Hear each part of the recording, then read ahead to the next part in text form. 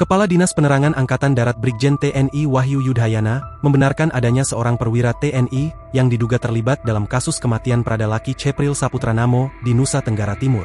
Perwira tersebut diduga dengan sengaja memberi kesempatan kepada bawahannya untuk melakukan penganiayaan terhadap Pradalaki.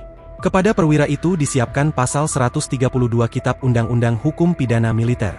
Jadi, ada pasal 132. Itu artinya militer yang dengan sengaja mengizinkan seorang bawahan atau militer yang lainnya untuk melakukan tindak kekerasan. Itu juga akan dikenai sanksi pidana, kata Wahyu, saat ditemui di Gedung Mabes TNI AD, Jakarta, Senin, 11 Agustus 2025. Namun, Wahyu enggan membeberkan lebih lanjut soal identitas perwira yang diduga terlibat dalam kasus Pradalaki ini. Wahyu mengatakan, ketentuan hukum itu menjadi salah satu dari 5 pasal yang disiapkan penyidik untuk menjerat para tersangka. Penerapan pasal tersebut akan ditentukan setelah pemeriksaan lanjutan terhadap para tersangka selesai. Ia mengatakan, jumlah tersangka dalam kasus ini cukup banyak karena kejadian penganiayaan tidak hanya berlangsung 1 hari, melainkan dalam beberapa rentang waktu, melibatkan sejumlah personel, termasuk korban. Sehingga harus betul-betul menyeluruh pemeriksaannya, sehingga betul-betul bisa diambil langkah-langkah yang tepat, kepada orang yang tepat, sehingga pertanggungjawaban itu dapat ditegakkan, evaluasi, perbaikan juga dapat dilaksanakan untuk masa yang akan datang, ujar Wahyu.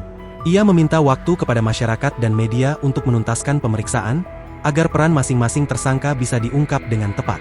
Setelah proses pemeriksaan selesai, penyidik akan menggelar perkara sebelum melimpahkan berkas ke auditor militer untuk disidangkan di pengadilan militer. Ia menegaskan, TNI AD berkomitmen menindak tegas setiap bentuk pembinaan yang melanggar kaidah, apalagi sampai menyebabkan kematian prajurit.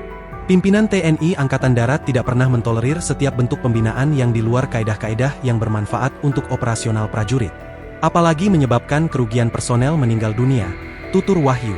Menurut dia, kasus ini akan menjadi bahan evaluasi bagi seluruh satuan operasional TNI AD agar tradisi pembinaan prajurit dilakukan dengan benar dan mendukung keberhasilan tugas.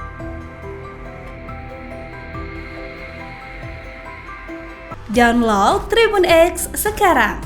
Menghadirkan lokal menjadi Indonesia.